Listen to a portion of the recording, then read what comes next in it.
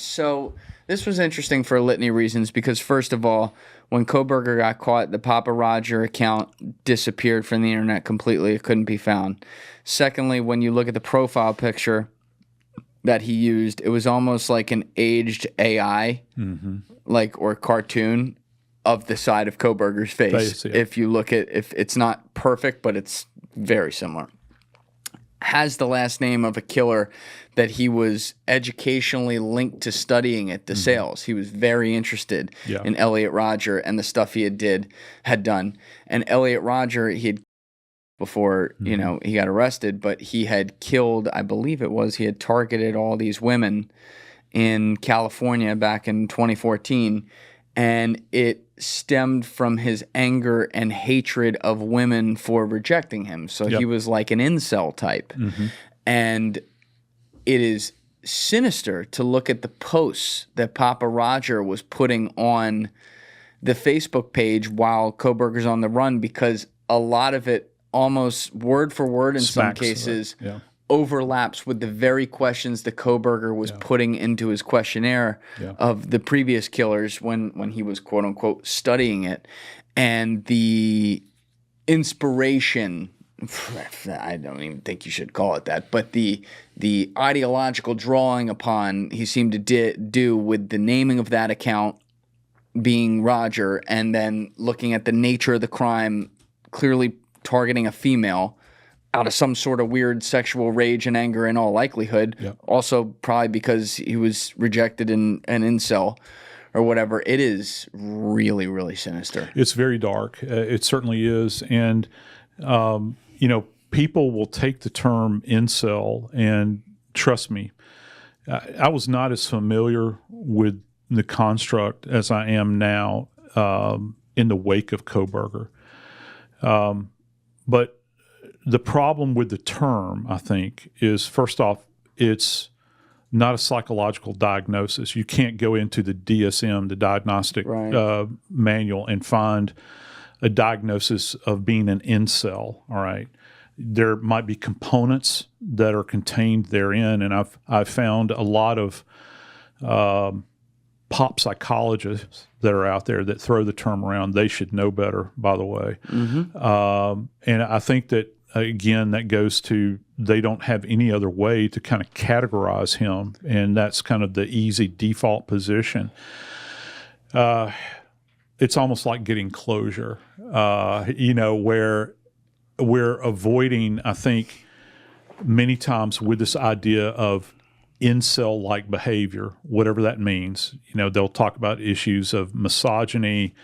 You're walking away as a man. You're isolated. You share common views with other people that have, quote unquote, walked away. And I'm really wondering if we're missing a broader maybe diagnosis or an examination of him and his behaviors, because this is not something that he suddenly decided to participate in. This is something that has been a lifelong journey towards. And maybe he has that commonality with other people, I don't know, that have perpetrated horrible crimes. Maybe those things do exist. But I think that the one thing that should be learned from Kohberger is to try to understand what the genesis of his turning into this thing that he has become is or was, just like with Elliot Rodgers perhaps, but just like with the Nashville shooter too, where, the manifesto, I think, has now been released. I'm not really sure who can keep up with all of the manifestos that are out there. But is there any kind of common linkage between any of these people along their journey? I think that we need to be very careful in using that term because, again, we're not really getting to the heart of the matter here with Kohberger. It's going to bear a deep dive into his familial history, the impact that his raising. I've heard a couple of people say, well, he was impoverished. He grew up in really bad poverty. I'm thinking, There's a hell of a lot of people who've grown up. I grew up in partial poverty. That's also not true, I don't think either. Yeah, and so what does that even mean? What is it that is in his guts? What is it that is in his DNA, literally and figuratively, that would drive him, to do such a crime? And I think that's one of the things that always keeps people coming back to true crime, because they see how horrible these things are. And I think some people want to know, do I know anybody that's capable of doing this? Am I capable of doing this? What would be the motivator for someone wanting to snuff out these lives? I don't know. When you're dealing with someone who's clearly, and I'm just using a broad term here, it's way more complicated and probably worse than this, but clearly sociopathic in nature, it's like, how much can you even get to that snap point where you're like, oh, that's where it shifted. Now, it's easier when you can spot something where something horrible happened in someone's life and then talk about people who knew them and the behavior that changed. Those ones can tie together pretty well. But when it's more of a slow burn or something like that, or something that's developed over time, and there's some other factors in the personality around it that help drive you towards that type of end route, it gets really difficult to ever know the truth. It does. And look, this person's often cited, but if you look at Dahmer, Dahmer goes back to, he allegedly committed his first homicide when he was a teenager, beat the kid to death, and then discarded his remains there in Ohio. They went back. And of course, his dad had famously, and look, I guess on its surface, if you're a scientist, there's nothing wrong with this, but him and his dad would go out and they would find roadkill, and they'd take it back to the house and dissect the roadkill together and to study anatomy, these sorts of things. His dad's this brilliant scientist. And then how did Dahmer develop over the years? Well, we had said, earlier that Kohberger's a junkie. Well, Dahmer was an alcoholic, all right? But just because you're a junkie or an alcoholic doesn't mean that you're going to go into a house off campus at the University of Idaho and completely devastate these kids and their families. Exactly. That's not an indicator of anything at that point in time. I don't know that we'll ever know the full depth and breadth of it. I think about that a lot because I'm not a father at this point in my life, but I plan to be, and it's like there are so many. When the younger a kid is, the more malleable they are. And I'm not just talking about how you are around them. I'm talking about any environment they're in. And it's scary to think about all the different things in this world now that the smallest little, snap of the finger, wrong thing that they see could, get their pathway diverted off to something you don't want. And you think about, for example, the one you just mentioned, where it's like, okay, you have a scientific father who's genuinely interested in something, probably for the right reasons, I'm assuming, and happens to drag his kid along to look at this. Oh, let's dissect roadkill, but you don't realize psychologically what it might be doing. Yeah, and he's not able to handle. I don't know how old the kid was, but let's say he's 6. He's not able to handle yet the difference between doing that on dead roadkill or a human being. Yeah, but then I think about generationally too, Julian. I think about, let's just take the Dahmer example with the roadkill. Children for generations and generations have been around butchered animals. What is it about modern times that has driven people to such levels of violence like this? And I know that violence has always been around, okay, but we've never seen it kind of like in the form that it's currently in. I think a lot of the driver, and it's really easy, again, I'm being dismissive by saying this, I think a lot of the driver behind it now is probably social media. I truly believe that. I think that people are exposed to things that they weren't previously exposed to. And if we go with the idea that they're psychologically fragile in any way, what's to say that something couldn't push them over the edge? For sure. And that's why they make such a big deal out of cyberbullying and all these sorts of things, because it can perhaps push somebody to do something terrible to someone or to themselves. You never know. I think you're 100% right. I think we've seen trends and commonality of horrible trends become way worse with social media and the impact that a kid can have clicking something halfway around the world that is going to change their perspective on things for all the wrong reasons. You can't underestimate that at all. But I think there's also a middle era there that we shouldn't ignore about human nature, which is that even if you look at like the time of Bundy or like Dahmer, you know, this is pre-internet era. Oh, yeah. You know, they didn't have social media and things like that. But why suddenly were there way more serial killers than had been known to be in the past?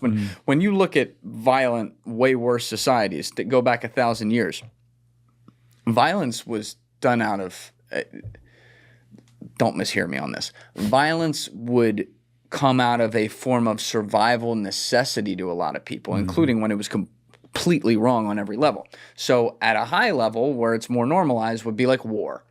Right. You know, a tribe's fighting against another tribe and they kill each other, and war's hell and it's ugly. On a lower civilizational level, if someone's starving and another dude is going for food and the two of them haven't eaten in 5 days because they're living in bumblefuck and one guy kills the other to eat, it's not right, but it's a survival mechanism. And so when I look at even before social media, this is just me theorizing with it, and you look at the rise of violence and these creative violence, I would describe it like... I would describe it as now... I would describe it in the world that we're in, social media world, as recreational violence. That people, it's been normalized to the point where people think that it's acceptable behavior to do what they're doing. Even when you look at, folks that are threatened and bullied online, people that are doxxed, all these sorts of things that happen like that.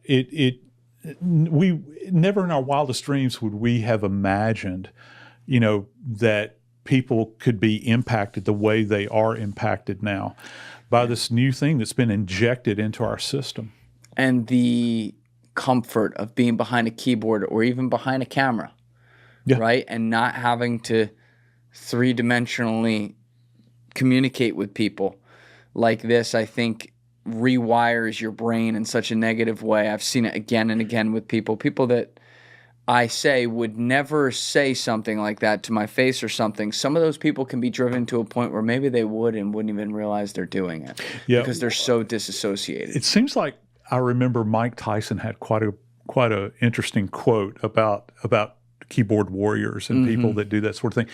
And keyboard warriors have driven certainly to a degree this case. Oh my God, the Karen Reed case out of the Boston area up there. That again, a case that's just absolutely bananas, where you had groups of people and it's divided along these lines, where people are, harassing each other and showing up at court with, posters and all these sorts of things. Horrible. Super bizarre behavior that I've never seen manifested before. But to go back to that middle era, meaning after the times where you were fighting over food just to eat that day, but before the times of social media. So let's just keep it on a more micro level. Talk about the 60s, the 70s, the 80s, the 90s, where you saw these quote-unquote recreational killers and things like that pop up, and violence in regular society shock people that an individual could stoop to such levels of evils. I think there's three factors, and they all go hand in hand, driving each other, feeding each other in a way. One, environment, which doesn't mean you have to grow up poor or something like that. Maybe your dad was abusive.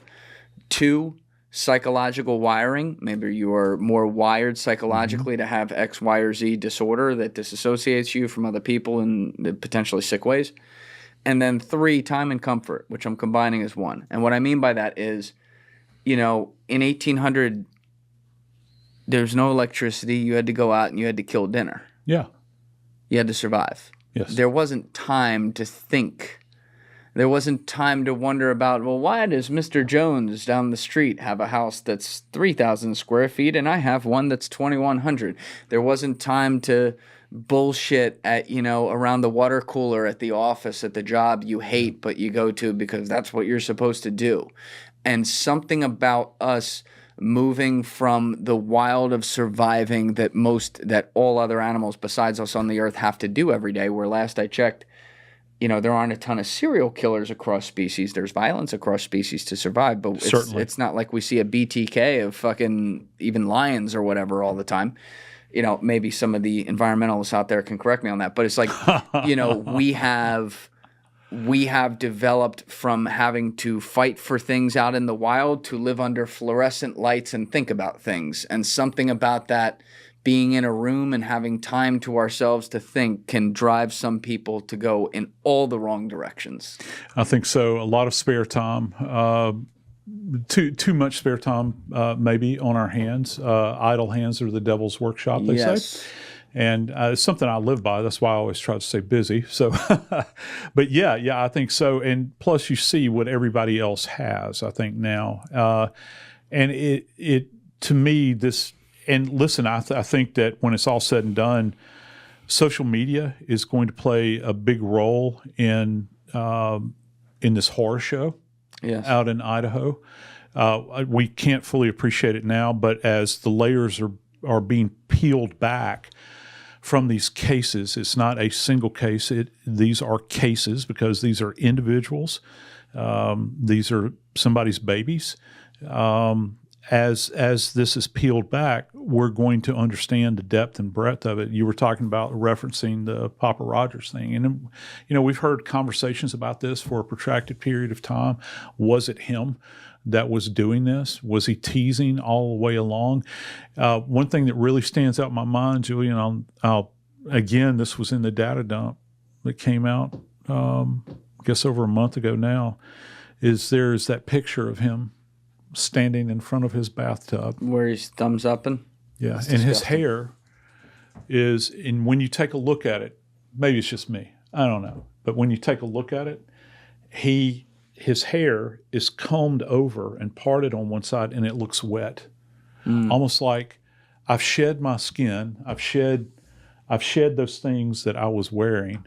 Now I'm standing here with my fancy smancy little shirt on. It's buttoned all the way up to the collar. I'm pleased with myself. I'm getting a thumbs up. I'm showered, and I'm ready to hit the road again. Yeah. And, I look at it, and he is such a freaking reptile. Yeah, exactly. When you see that. And that's in the wake of what has just happened, just so that we understand that. As a matter of fact, I think that when that image was taken, if I'm not mistaken, the bodies had yet to be discovered. So that gives you an idea. It's totally fresh. Yeah, it is. And it's almost like, I don't know. I mean, tell me what you think. You see it, he's there in front of the shower, like he's very happy about it. Hair's all slicked down, and it's not like you normally see him. And boy, he's white as a ghost, isn't he?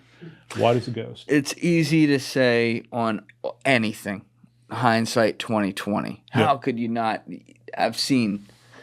But that was, you remember the first picture they released of him in the bulletproof vest from the jail. If we can pull that up, Joe. I remember seeing that like the night he was, or I don't know, the day after he was apprehended. Whenever I first saw it, like within 24 hours of him being caught. And you look at this and you look into his eyes. There are no lights on. There's no one home. That is like, I'm not one of these people that believes in like demons and demonic and stuff like that. Like people throw those terms around a lot online. I mean, who the hell knows? Maybe it is real. I'm open to it, but I've never been one to really subscribe to that. But I remember seeing that for the first time and going, he doesn't look human. Yeah, he's got, I think that, one of the things that psychologists do is when they interview people, they're also looking for body language and that sort of thing too. And I'd be interested to know how he could vocalize things, because I'd want to know if he has what they refer to as a flat affect. Where it's just very monotone. Oh, I'll bet he does. Piercing looking. Yep. And he's got this reputation as well. It's like he's the smartest. He thinks he is the smartest person in the room. Yep. That's one of the reasons he didn't get along, certainly with the people out in Washington. Now, what's gonna and I hope that this comes out. I'm going to be very curious to see what his relationship was like with the people at DeSales, particularly at the graduate level. What his interaction as he's kind of evolving as a student. Was he building up to this crescendo where it's like, okay, well, I've learned all I can possibly learn from you people.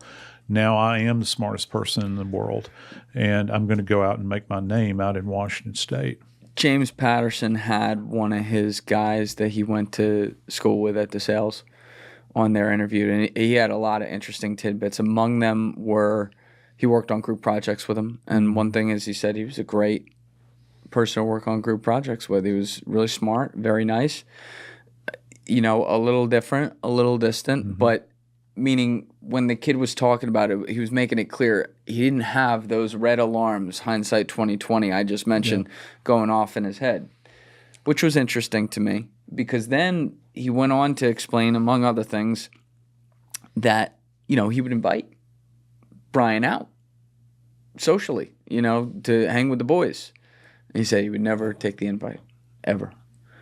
And, this guy just figured he's a loner. He doesn't really, isn't really around people. But it's not like, no, not every loner is a serial killer. No, they're not. Or a mass murderer or something like that. But when you think about it now, it's interesting that he would have been described as like a good, partner on a group project, like meaning this kid was implying that he had some interpersonal skills. Obviously, he was a little behind the eight ball, but he wasn't dead to the world just looking at you like, just give me the answers, man. There was nothing in this kid's experience that would point that out, and by extension, it seemed like, and I don't know this for sure, he was insinuating the other people who worked with him as well didn't seem to have that inkling either. Well, maybe he's the one kid on the group project that would take charge and do everything for everybody else. That could be it, too. He's toting the water for everybody else because he thinks that he is the smartest guy. And in control when he does that. And in control of it, yeah. And I got to tell you, if you take somebody like that, if you continue this idea, you take somebody like that and you put them into a PhD program where it's very rigorous, you are completely out of control. As a matter of fact, you're under somebody's thumb for a protracted period of time. Yes. They're going to really cut you loose for probably about 2 years, more than likely, particularly when you start your research work, working on that dissertation, trying to drive toward that. And maybe he thought that he already knew everything when he showed up, and he didn't. Well, it is like all these cases are, a sickening one. And, it's very difficult for people with a beating heart, no matter how much expertise they have to cover it, especially as long as it's been. But it's very important when a guy like you does answer all the questions on this stuff, as you've done beautifully today. But, well, thank you. Also you've been doing this intermittently with all different details and news that would come out over the past 3 years. And it's like, it's important because I always say it like this. Unfortunately, you can't eliminate all evil in the world. That is the nature of humanity and this little spinning rock we live on. But if there's ways that, small little ripples can lower the percentages over time, which statistically, by the way, we have seen that happen. Yeah. It can help. And maybe there's one less of these. And I hope forward. so. I would hate to think that. And again, I'm very, very cynical that we're not going to see this happen again. I think that we will. It'll just be in a different mask because it's never going to stop. People that think that it is are off their rocker because evil has always been with us. It will continue to be with us, and I've been documenting it my entire adult life. I see what's left behind in the wake. And, Kohberger is at this moment in time, he's in the news, but there will be somebody that will replace him. I can guarantee that will live on in infamy. But hopefully we will have learned something. I don't know what yet because it's all so freaking tragic along the way.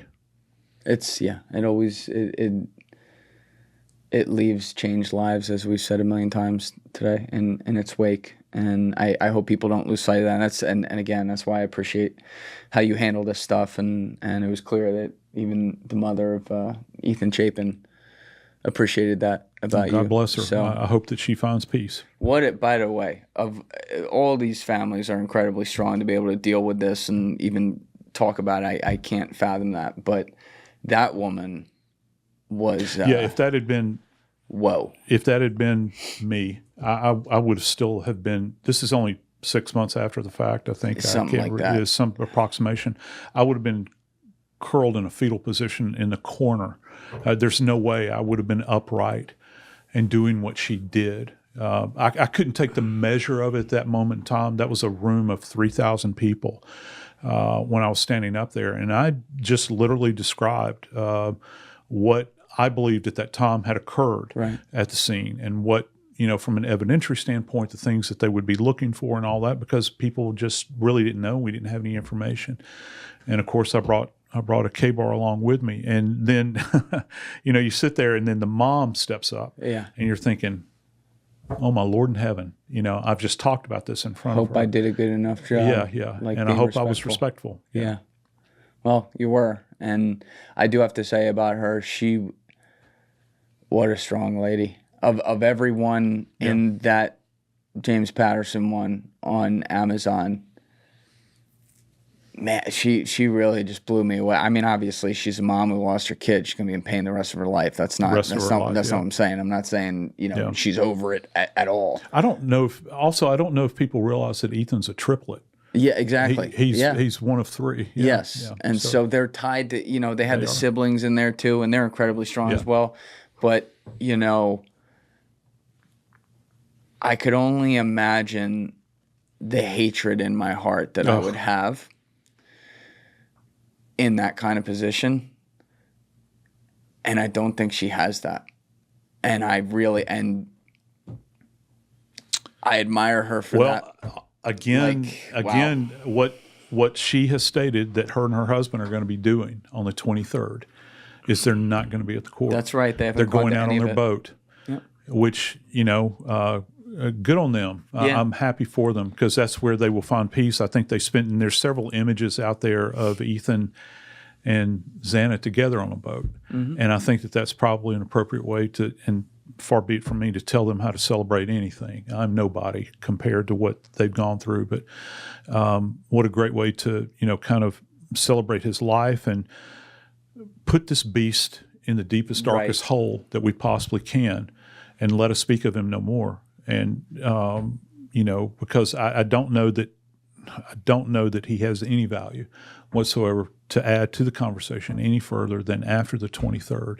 I hope that we're done with him forever and ever. Amen. I hope so too, and I hope that whatever studying happens on him. Happens with the professionals behind closed doors with no cameras, so that he doesn't get any attention and doesn't get all the things that and I think he'll be craving that. I certainly do. Of course. But we do have to talk about the guy who never dies, apparently. Oh, my gosh. Jeffrey Epstein. I have obsessively studied this case. Really? For 6 I didn't think years. That. Really? Oh, yeah. Oh, yeah. Gotta say it. And like everyone else out there, I run into the same unanswered questions that many of us have. But something about the past couple weeks has made me particularly sick, just at how much, especially for this administration, what a left turn it's taken with just like veering off the road into Trump's literally like, this is a boring, he said things like, this is a boring case. I don't know why anyone cares. It was invented by Obama, which is the funniest thing I think not funny, the stupidest thing that he's said, and that's really saying something. Jeffrey Epstein was seen around a lot of people, and unfortunately he was quite good at it. Eventually he did himself in because he got a little bit of fame, and I guess fell victim to the same thing a lot of people fall victim to. He liked it and felt like he was invincible. And luckily, some great detectives in Florida were able to catch him. And then he got this crazy sweetheart deal, but, eventually gets taken down. The problem is that we never get to hear from him because, of course, he dies mysteriously in prison. But, you're talking about a guy who ran into circles just to say he ran into circles, which means that there are plenty of people that he just took a picture with one time who didn't even know him, but just happened to be at the same place, who will have to answer for that for the rest of their life. And those people, of which we're not even sure who's who, I empathize with that. That's a bad place to be. But then there's people, powerful people, cross culture, industry, whatever, who he was friends with and who did spend time with him. And you know what? Some of them, they might have not been spending time with 25-year-old models either, dare I say. They might have been full-blown like him. And I don't need to paint that picture. I think everyone knows what I'm talking about. But it has been particularly galling to see the complete denial of Trump and I guess the people around him who might be being told what to do. So I don't even know what to think of that. That's happened. And you know, we've seen the twist of the knife happen even more when the one thing they are claiming to be transparent about after telling us these files don't exist, which is total bullshit, is they're like, well, here's the video we were telling you about of Epstein in prison. And yeah, this is proof he killed himself. Where you don't see anything. You see a guy on a grainy screen walk back off camera somewhere into the prison. And, oh, by the way, the DNA of, you know, the technological world, which is metadata, Joe Deep's term, not mine. I mean, that's brilliantly put. So let's give you some credit there. You know, as if we're not going to figure out, the public's not going to figure out on publicly available video as you made it that there's 3 minutes missing. It's just galling. Yeah. And you have looked at this case for a long time from the perspective of your expertise, which is, as I said, you have a guy that the government alleges killed himself.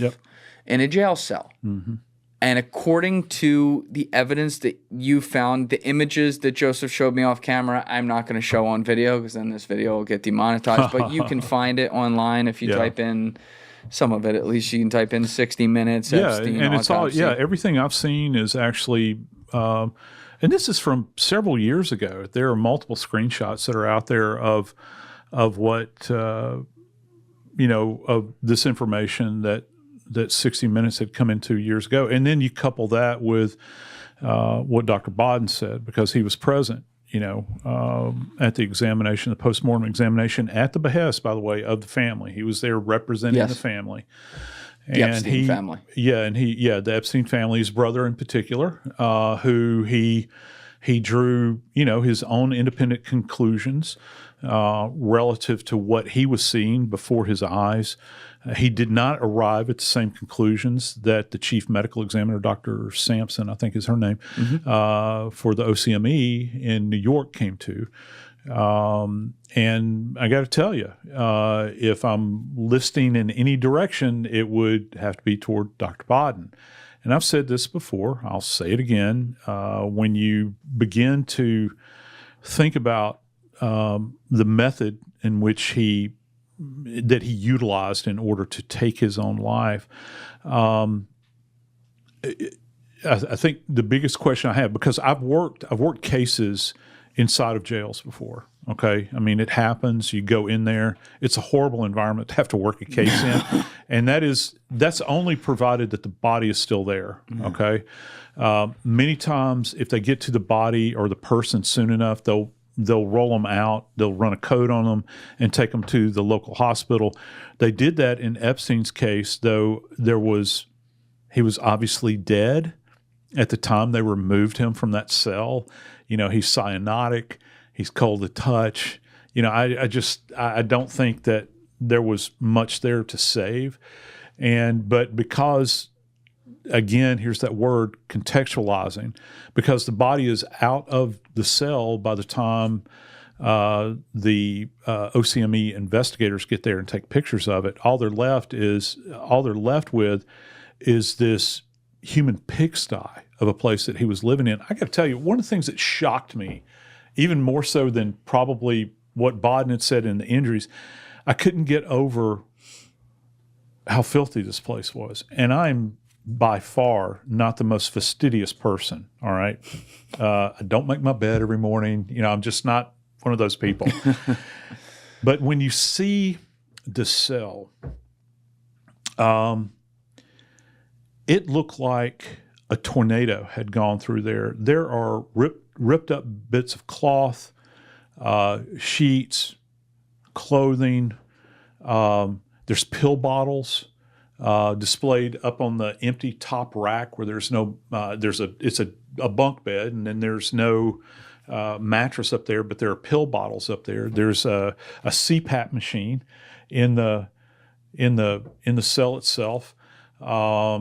It's just filthy and disordered. I mean, really dirty. You know, you always have this vision, I think, almost like Shawshank maybe, that if they come by to check the cell, things are going to be ordered because, you know, the order in a physical environment is kind of indicative of what's going on inside your brain. Mm-hmm.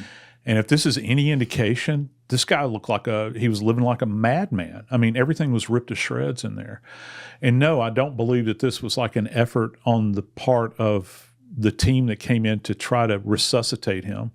They did get him intubated, which means they put a tube down his throat. I saw that image from the hospital. But one of the most striking things is that he has got a ligature mark, or what appears to be a ligature mark on his neck.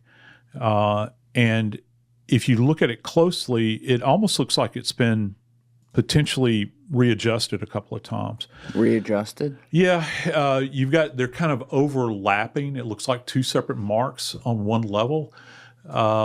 It's dried, abraded, which is what you might expect to see with a ligature, where it rubs down to that layer of skin so that it's not like a scab, but you can tell that the top layer of the epidermis has been affected so that the dermis itself is beginning to dry out. It's got a yellowed appearance to it, kind of red, a bit inflamed.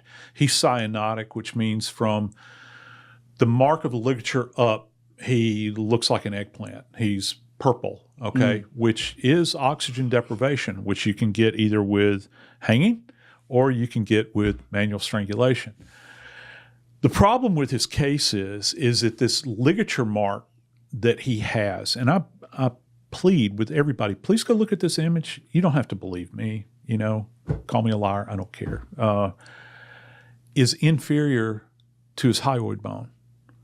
Now, hyoid bone is the key here. The hyoid exists way up in your neck. If you'll find your Adam's apple right here and you go superior to it about an inch, your hyoid sits right about here.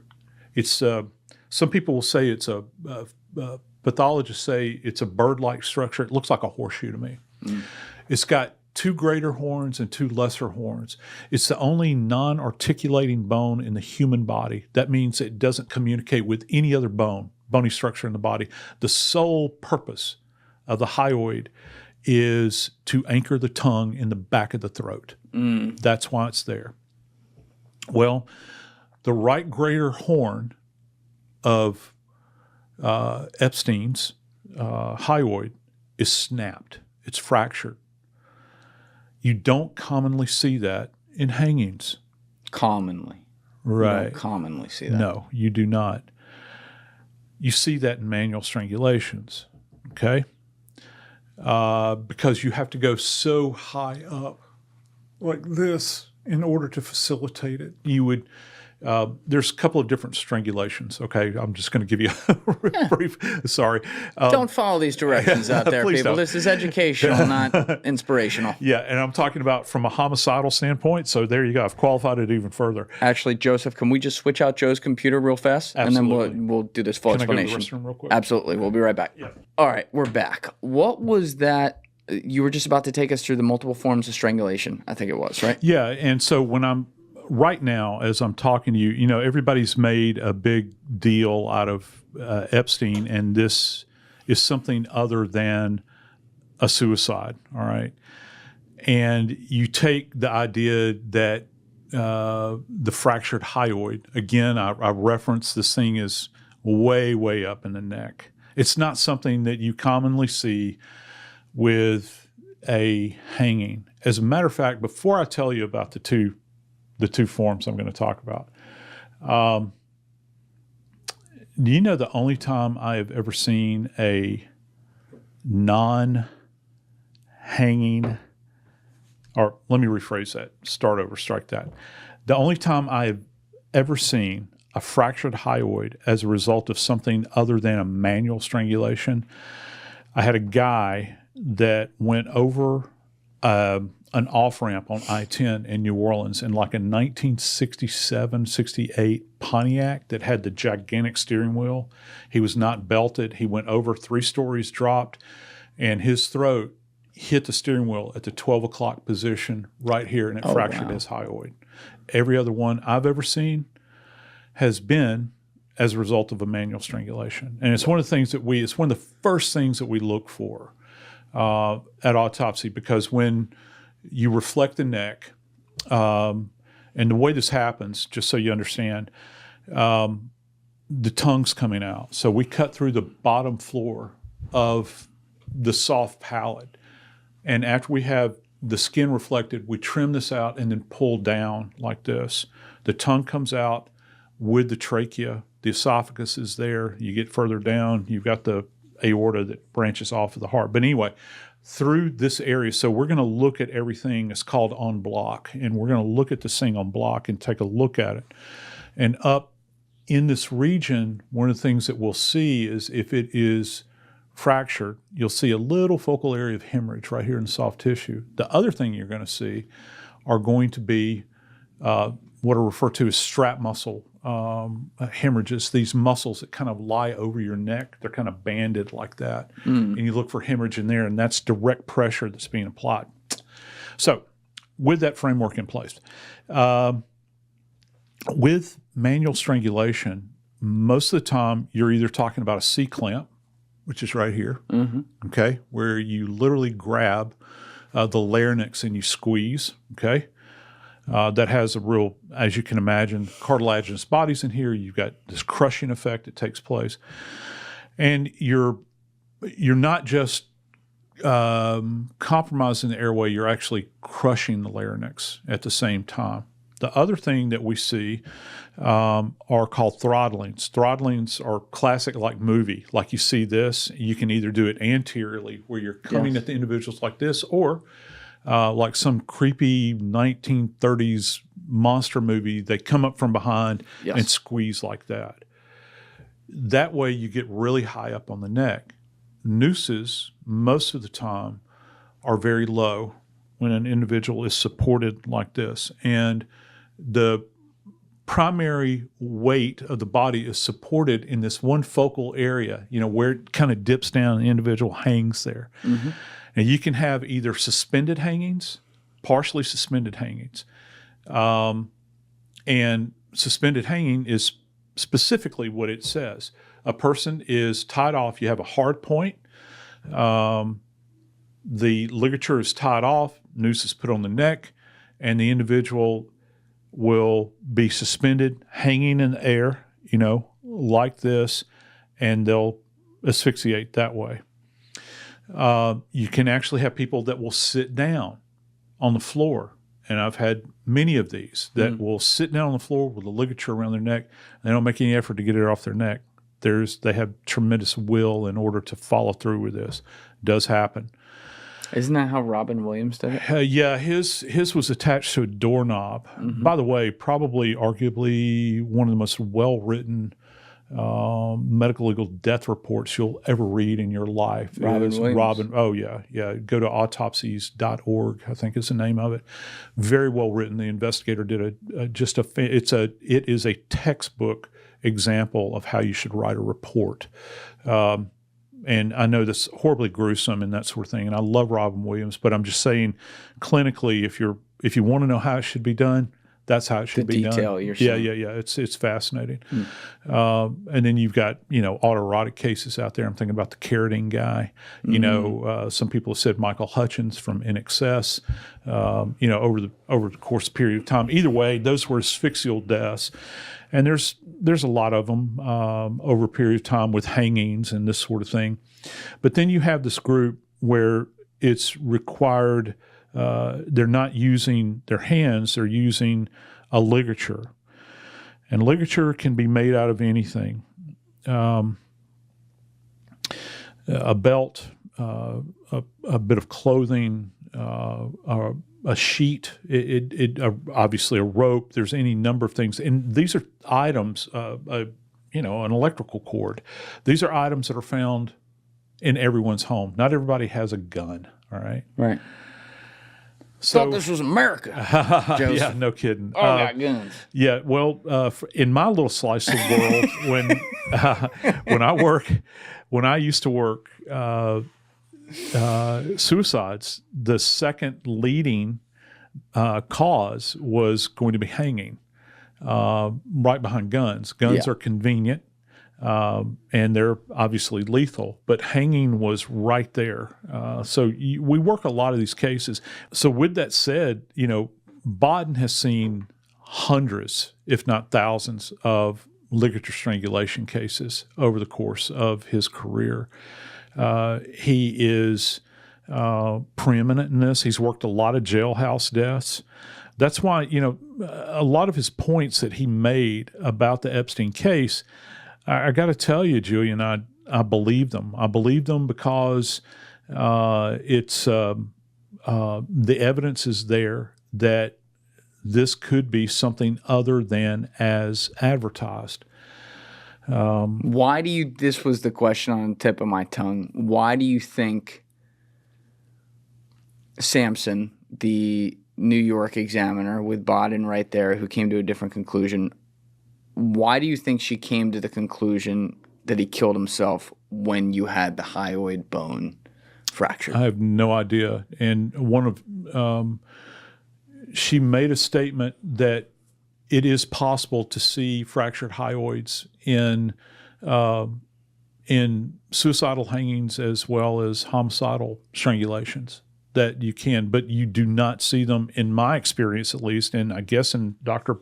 Bodden's experience, you don't see them to the same degree. It's an outlier. Okay, if you're talking about fractured hyoids and hanging, it's just not something that you see every single day. All right, that's what's so amazing about this. Now, her staff went to the scene, but the body was not there at the scene. Remember, the guard claimed that he went into the cell and found Epstein with, I think, said that he was hanging by the ligature and he cut it. There were two nooses that had been tied in there. Neither one of them showed evidence of tool marks. Neither one of them had been cut.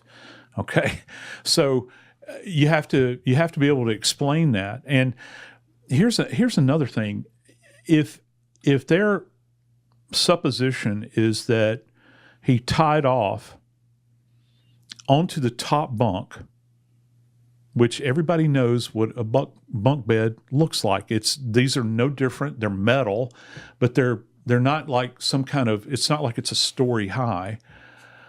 If he tied off, let's say on the top bunk, and flung himself off of this thing with a ligature that's fashioned out of this orange cloth that the clothing is made out of, and that sort of thing, he could not have had sufficient force, could not have been generated for him to have dropped that short a distance and achieved this kind of fracture that high up, particularly with ligature marks It's not possible? No, I don't think so. Not so inferior to the location of the fracture. That's what has got everybody in my world that I kind of talk to. That's what has got people kind of jacked up about this and saying this is the kind of thing that if you got 10 of them in your career, you would write a paper about and say, wow, yeah, I had suicidal hanging and fractured hyoids. Yeah, let's look over my 25-year career and see how many we've had. And everybody's sitting in a conference somewhere in a dark conference room with a thing lighted up on the board, and everybody's going, wow, this is something that would generate conversation. Now, is it possible? You said the hyoid bone is used to hold the tongue in place, right? Yeah.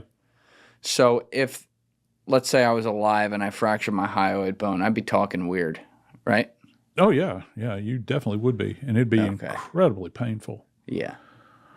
All right, so I'm going to strike the question I had because medically, like I'm just not sure. I'm not familiar with it. What I was going to ask had to do with they claimed he had tried to commit suicide before, and I'm like, well, maybe if he had tried to commit suicide, he bruised it badly or something, so it could have easily. But that wouldn't make sense because he would have been in significant pain and talking. Well, I've had other people that have made comments about how brittle were his bones at the age that he was at. Okay, could this thing have not required as much pressure and still have fractured like this? I guess it's within the realm of possibility. But again, if you're talking about the ligature, which again, no one has been able to see because it was quote unquote cut away. So they didn't go into the emergency room and this thing is in place. All right. As a matter of fact, one of the 60-minute images, when you see it, it's a picture of him lying in a supine position on a gurney in the emergency room, and he's got a C-collar on and he's intubated. That's what you see there. And he's wearing, what we used to call a Johnny coat, which is the hospital gown, open in the back. It just doesn't sit right. It doesn't feel right. It would be certainly academically, it's an interesting finding if that's what you're claiming that it is. There are a couple other things relative to him as well. He's got a rather pronounced contusion also at the base of his neck, kind of where the base of your neck and your shoulder converge right here. And since I don't know, I'm really curious as to what kind of age the pathologist put on this contusion at the base of his neck, and maybe is it a contusion that is resolving, like just like when we get a bruise at some point in time, you see how it goes through different color phases. It goes from red to kind of blue, purplish, then it gets into that kind of green and then a disgusting yellow color and that's one of the things that we use, for instance, when we're working on child abuse cases, because you'll have that fatal event with a child abuse case, and one of the things you go back is you age contusions. For instance, if it's ongoing child abuse, so you can see a kid that has like overlying injuries. They've got one bruise that's yellow, one that's green, maybe one that's purple. You know that bruising and this abuse has been widespread, and it's involving multiple surfaces of the body, and so you age those bruises.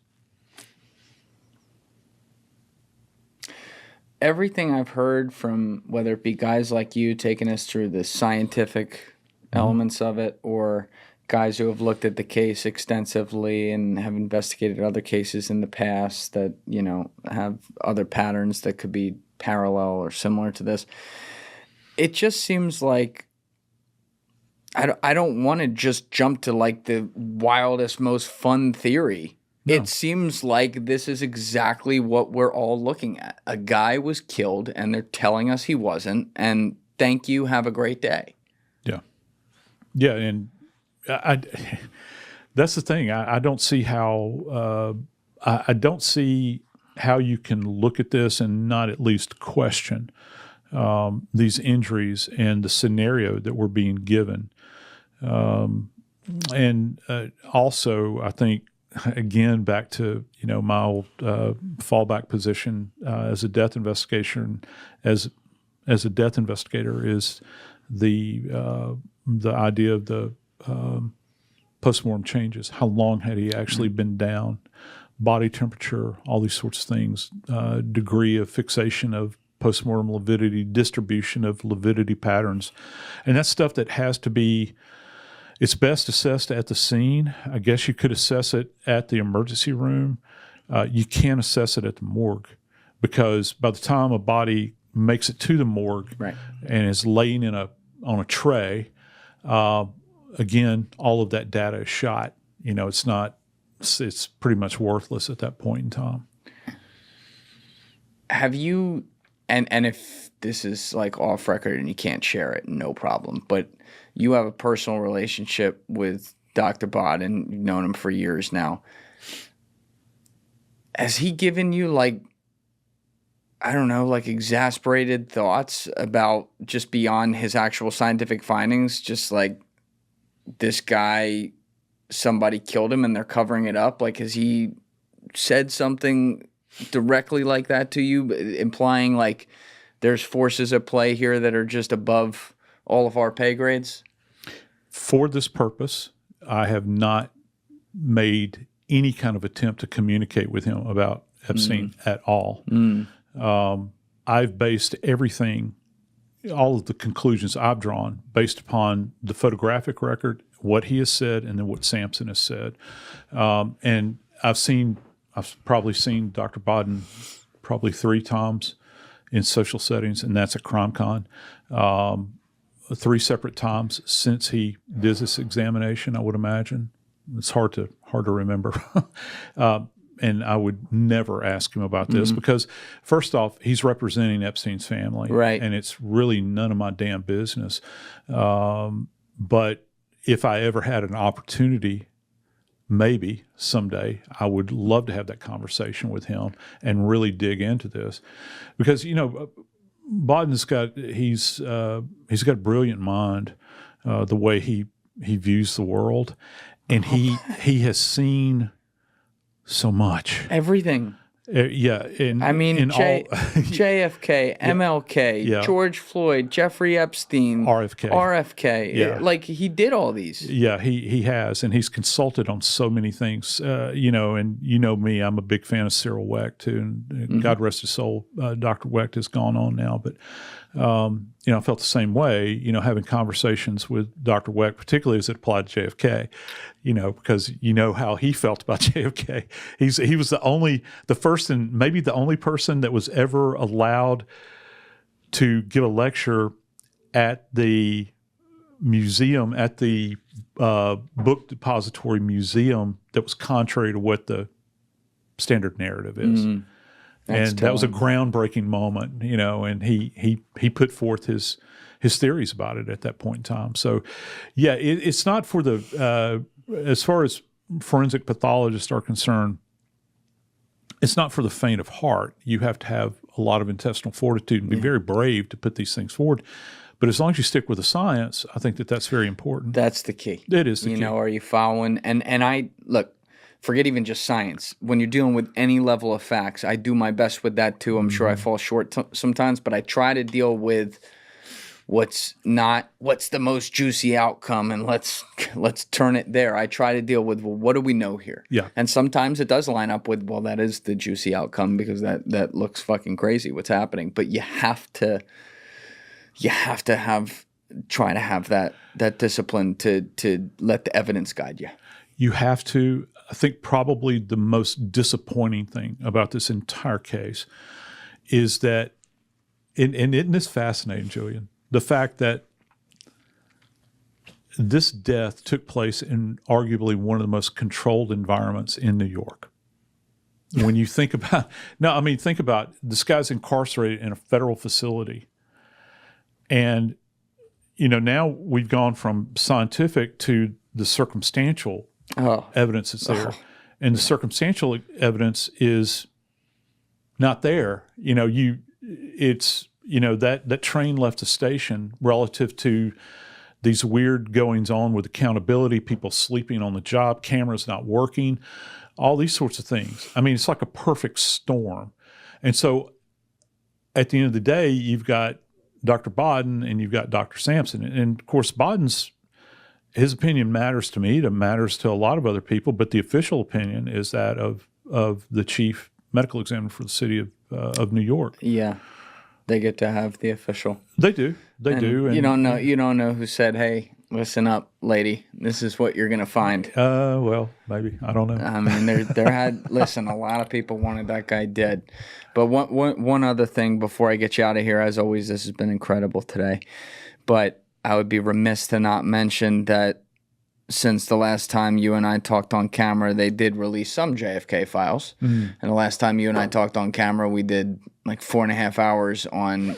I mean, you brought your binder with you since you were 15 with all that shit. You were ready. It was like a last. I was worried you had like cancer. This was like a last testament or something. You were laying it all out there. It was Get everybody incredible. together, surround the table. Yeah, like, all right, I've left it there. But what, was there anything in there? No, there was no great revelations. And I think that anybody that, and look, I'm kind of parroting what other people are saying. If there's anybody out there that thought that there was going to be, a big X marks the spot and this is who did this, it's just not there. The fact remains is that this was arguably, and I'm speaking now from my perspective as a medical legal death investigator and a forensic scientist, arguably the worst autopsy ever conducted in the history of, and with just total buffoonery involved in it.